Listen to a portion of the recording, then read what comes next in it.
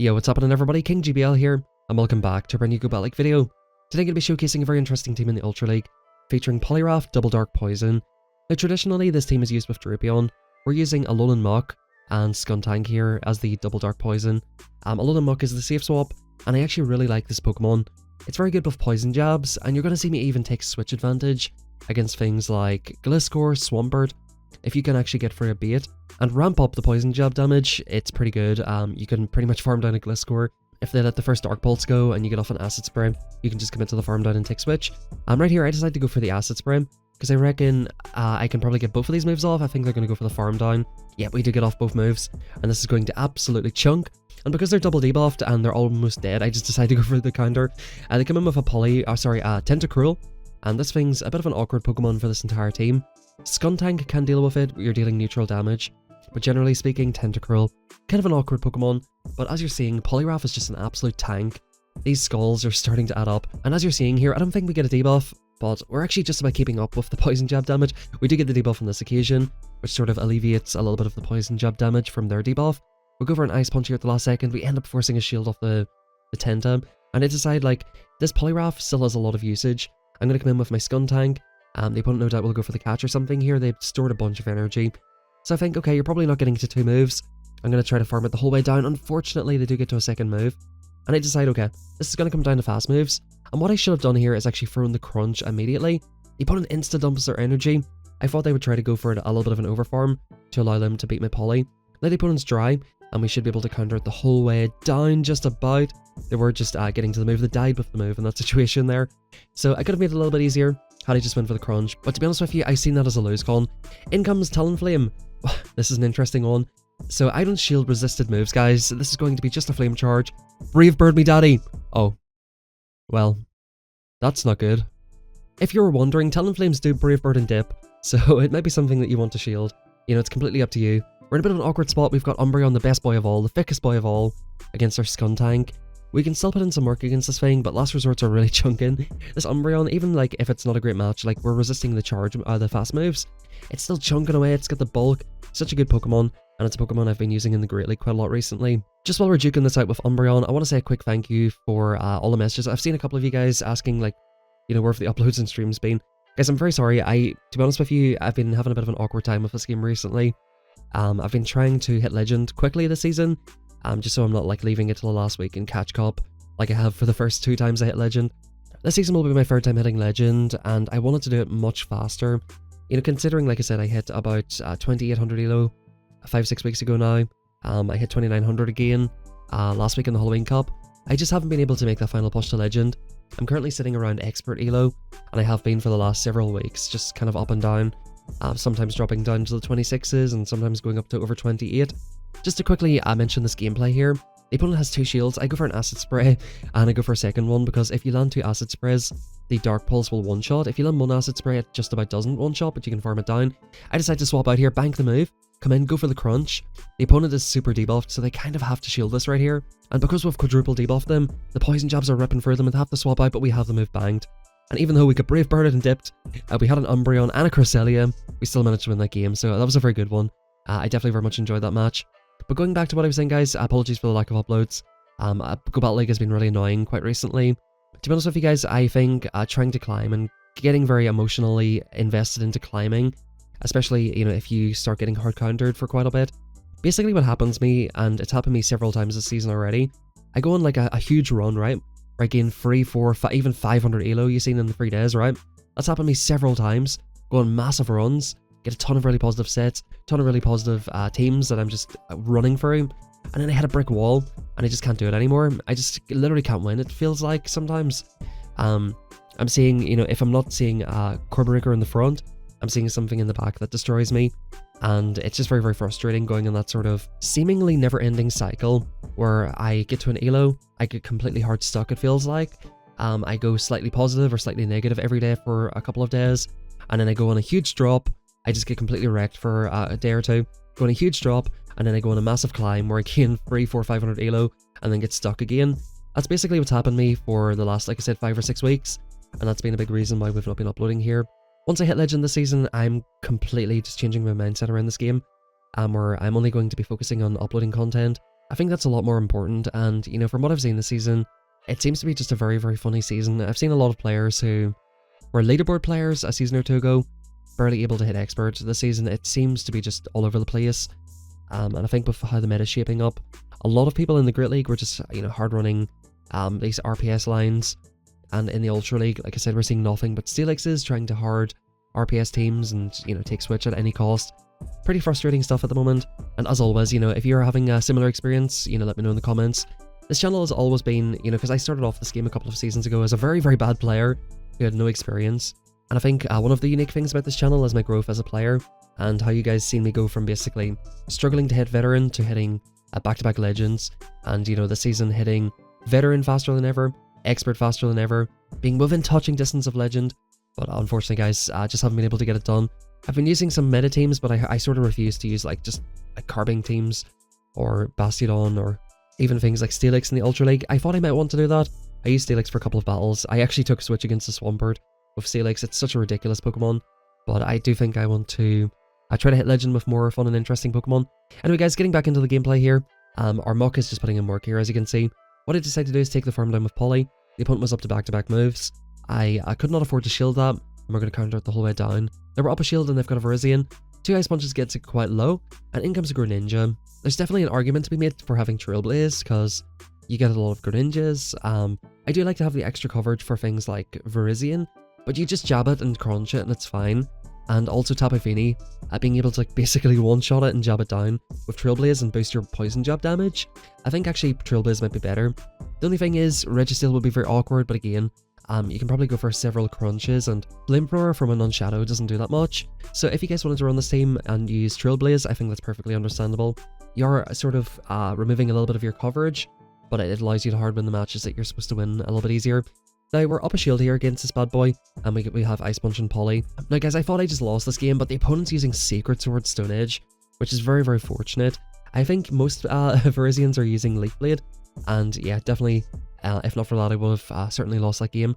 We get another pretty bad lead, but I got a lot of bad leads with Poliwrath, to be honest with you. But Poliwrath and this team in general were able to overcome it, swap out to Muk.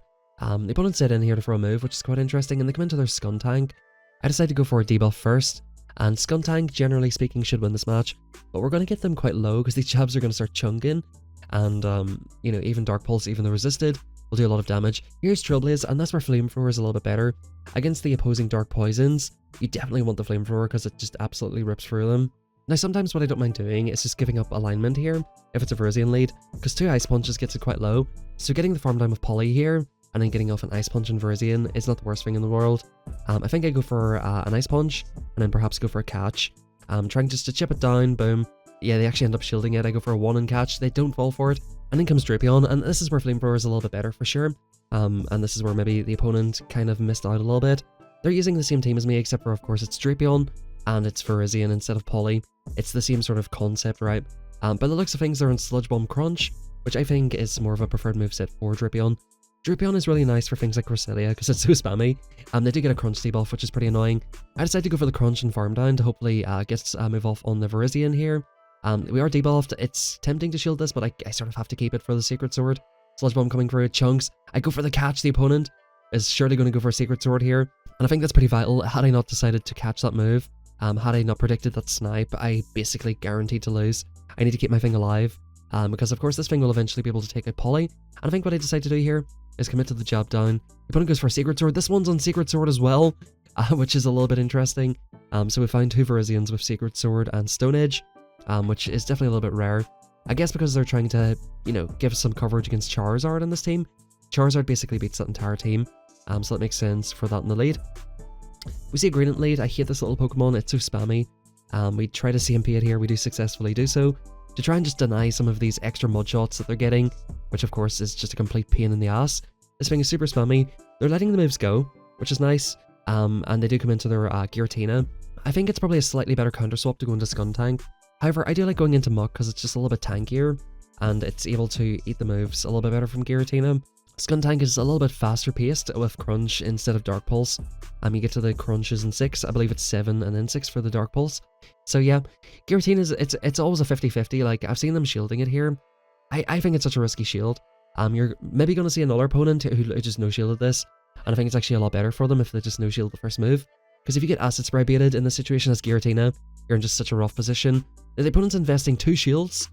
It's tempting here to just shield up once and fire off the move. I decide, you know what, nah, we'll just keep the energy, because I was pretty sure there were up to 2 moves there anyway, so I would probably have to shield twice to get off that move. They come in with Greedent again. The opponent's double shielding for alignment, then swapping out. Not too sure about that one. I decided to shield up the Poly here and go for the counter down. They were just about to get to the move, and back in comes Giratina. Now we're going to go for Ice Punch. The Giratina doesn't really enjoy these too much, but it can tank them very, very nicely. We end up CMPing on the Ice Punch, which will just about KO. And I've seen this team a lot of times with ABS Steelix, and here it is. Steelix, get fucked, and let's hop into the next game. Steelix by far is the worst move update we had this season in terms of just making a Pokemon overpowered for absolutely no reason. Breaking Swipe was a really cool move on Rayquaza, Haxorus, and even like things like Heliolisk. The entire Rhyhorn family got it. That's cool because it's classy Pokemon, but Steelix is so bulky already, and you're giving it that. It's just ridiculous, and it's really made this game a lot more RPS because people can really fight for alignment, and they're using Steelix as their Swampert counter on the team, which is just stupid. Like, there's no Pokemon that really hard bait it. I've seen quite an interesting debate on Twitter. I think Yasser was talking about how sort of broken the Pokemon is, and some other people were sort of counter-arguing it, that you don't really see it at Pokemon Go Regionals. However, look at Carbink. We didn't see that Pokemon in Regionals for several weeks, even though it's quite a broken Pokemon, right? And we only started to see it quite recently, I think. I could be completely wrong. It might have been Tomahawk who brought it, or somebody else. And it just goes to show, like, just because something's not preferred in Show 6 Pick 3 does not mean that it's not broken.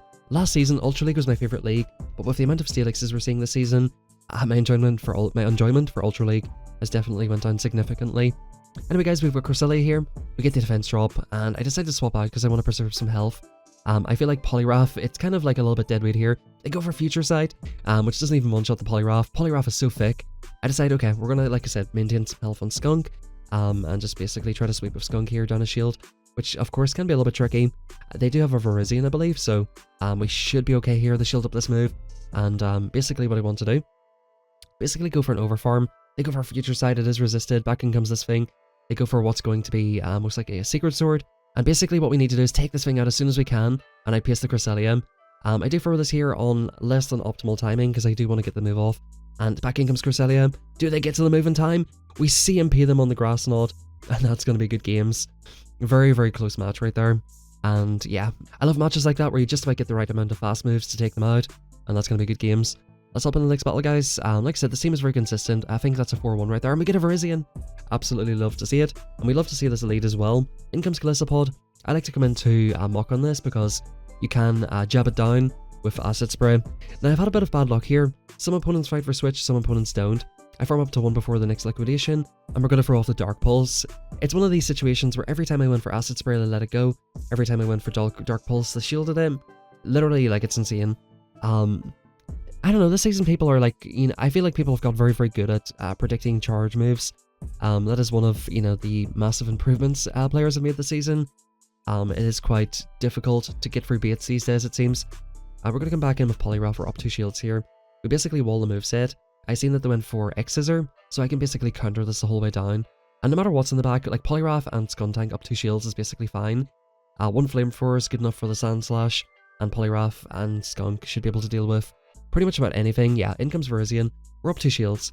We're going to go for Ice Punch number 1. I think we even just straight swap out here. They see the Skuntank, and they're like, nope, I'm going to get Flamethrowered. Good games, well played. Even if I only had Crunch in that situation, I was still being able to take out the other Pokemon Sandslash. That was going to be no problem at all. Interesting lead here. Now, what I like to do in this matchup is actually go for an overfarm. I want to try and force the opponent to throw in bad timing, and as you can see here, we get a full free counter for him. That means that we can actually get through 2 Ice Punches before they get to their next Dragon Claw. Basically, you need to throw in between the counter animation so that you're only giving away 1 turn instead of 2. We get to the 24 turns, and they're on 23 turns, right? So we take shield advantage and we swap out here, preserving the Poly. Dragonite leads oftentimes have Registeel in the back. I'm going to shield this. I thought they might go for the Superpower, and in comes Registeel. I sort of regret shielding that now, but we still have a move off Reggie, which is perfectly fine here. And as you can see, Flamethrower is chunking away. Now, what I decided to do here, since I'm going to live this move, and I probably could have thought about this sooner, but I'm going to go for a Crunch now, try to go for the debuff, and then just basically go for another Crunch immediately, which will look to almost take them out. If I went for the crunch first of all, got the debuff, and then went for flamethrower, this would have done a lot more damage. Good thing is now we're in a very good position to basically counter it down with Poly, and I decide if they get off the move, they actually aggro swap into Cresselia, and not wanting us to counter them down. I don't think I was getting that counter down, so this is very lucky. Now guys, in the zeros with Cresselia, you want to go for Acid Spray first, and then go for the Dark Pulse. This will basically make it that your Dark Pulse will almost one-shot and allow you to farm them down before they get off 2 Moonblasts and a Grass Knot, which should be perfectly fine here. Moonblast coming through. As you can see, we're getting very low, and if they get off a Grass Knot, it's pretty much game over for us. So we get off this Dark Pulse, that almost KOs them. We're going to farm them the entire way down. We'll see what the opponent comes into. They come into Registeel. Can we get off this move? We go for the catch on Poly, and this is pretty vital. We've kept some health on our Muk. This Focus Blast, they go for the Undercharge, comes in with Dragonite. However, we stored the energy, and this is going to take them out, and at this point, guys, we can just counter it the whole way down. We always talk about move timing on YouTube here, and it really goes to show that, like, the opponent were in bad timing with Dragonite, and that pretty much cost them the entire match. Like, literally, it cost them the entire match 30 seconds into the game. Cresselia comes in, and we're going to meet it with Muk here. Now, because we're in the 2-2, I'm going to go straight for Dark Pulses, I believe. Or maybe I do go for an Acid Spray, because you do need to throw 2 moves anyway. So I think it actually makes more sense going for Acid Spray here no matter what. And the opponent might go for a Shield. They don't need to, but they do, of course, let it go here.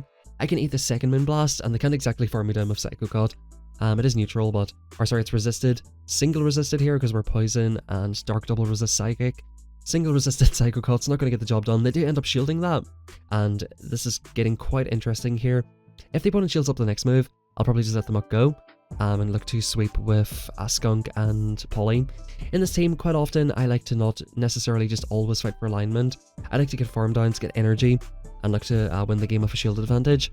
In comes Skunk Tank. Can we actually farm this all the way down? The opponent's not having it, and in comes Poly versus Swampert. This should be basically game over for us here, and we have a shield. The opponent can go for an Earthquake, but I think I decide to keep the shield, or maybe they get to enough moves that I'm forced to. Let's have a look here. Earthquake coming through. That does so much damage. We get to the Ice Punch, and that's perfectly fine here. That's going to force the Cresselia to for energy if they want to take us out. They do come back in with Cresselia. I'm perfectly happy to sack the Poly, and we'll come in with our Skunk. Try to commit to a bit of an overfarm here. Actually, I go straight for the move. Maybe I just wanted to get off this move before they get through their own charge move, so that I don't have to worry about this Greninja too much. I think we should be fine here, but this thing is so spammy though, and we don't really have a move to hit it. They go for the Hydro Cannon here. We're going to go for this Crunch and good timing. Basically fishing for the debuff and fishing for that extra damage. Now at this point, guys, the opponent's overfarming and overfarming, so my only option here is to call a Night Slash bait. The opponent goes for the Night Slash, and we're going to commit to the farm down. They go for Night Slash number 2 here. I think it's a really important call to make sometimes. That's a real lose condition for the opponent, but I think maybe they're only getting to that amount of moves. Galarian Weezing here, I decide to go for a catch on 8. Now, it takes him 7 to get to the play rough or overheat, but I decide the opponent might want to try and go for a CMP time. They go for the CMP, they go for the play rough, which is neutral in the Muk, and we come back in here. Now, the opponent's farming back up again, so they're going to have that move to snipe us with later on. To be completely honest with you guys, I didn't know the counts on that Pokemon. It's a Pokemon I always forget. It's not something I'm overly familiar with. So what I'd recommend for you guys is, if you don't know the counts of a Pokemon, after you finish your battle, go into PvPoke or Pokemoves.com, look up the Pokemon and try to memorize it. It can definitely help out quite a lot in the future. As you can see, spammy little Gradient, we're able to, we could have taken Switch if we wanted to, but I decided I want the energy here. Back in comes this thing, and I decided to respect the move. It is the play rough, so that's a very good shield. And I think what I'm going to go for is 2 Scalds here, and basically try to prise the shield away from the opponent. We end up settling for the Ice Punch because I think this will be enough at this range. We come into our Skuntank, in comes Greninja once again, and again, Greninja's such an awkward Pokemon. I'm going to let the first move go. 2 of these will KO us here. We're going to go for the Crunch. This could be a Trailblaze. We'll see what the opponent decides to do. They do not respect the damage, and they're going to go for a move again. Now, they end up letting me get off this next Crunch, which is a big mistake by the opponent. Had they just thrown this move, I was in a much more awkward position. They do leave it that we can only get 1 counter through, which is a little bit awkward. They go for a Night Slash. I let them take me out. Guys, I'm going to just replay this really quick. Now, if you have a look at here, look at my health, right? I'm down to very, very low health on this Pokemon, and that means that the Galarian Weezing is going to get 2 or 3 Fairy Winds through. What I decided to do is let them take me out, which basically means that I can farm it down with Poliwrath and outpace the opponent to a move. That's basically their win con, to farm me down with Galarian Weezing and get off a Play Rough and Poly. However, I completely shut that down. I had to eat another move on Poliwrath, but it's going to be resisted anyway, and it's going to allow me to outpace them. Honestly speaking, I still had a shield, so maybe that's completely unnecessary, but I think you just want to keep that in mind. Letting the opponent farm you down is always a bit of a lose con. Guys, thank you very much for watching, hope you enjoyed. drop a like, subscribe if you enjoyed the video, and give me your feedback in the comment section down below. I think at the end of this video, I might be back up over 2800 elo. Like I said, I'm currently sitting around expert, just trying out some different teams. I did try this team, and unfortunately, I was getting pretty algorithmed yesterday. Yeah, we're just below 2800 here. So, having a bit of a rough time, but, you know, hopefully, guys, I should be hitting Legend this week. If I can hit Legend this week, it'll be like 2 weeks faster than ever, so we're still on track to hit Legend faster than ever, but like I said, guys, it's been super frustrating recently, and I should try my best to try and get back to uploading. If you want to send me in your battles to react to, feel free to do so in the description down below. And apart from that, everybody, have a fantastic rest of your day, and I'll catch you all next time.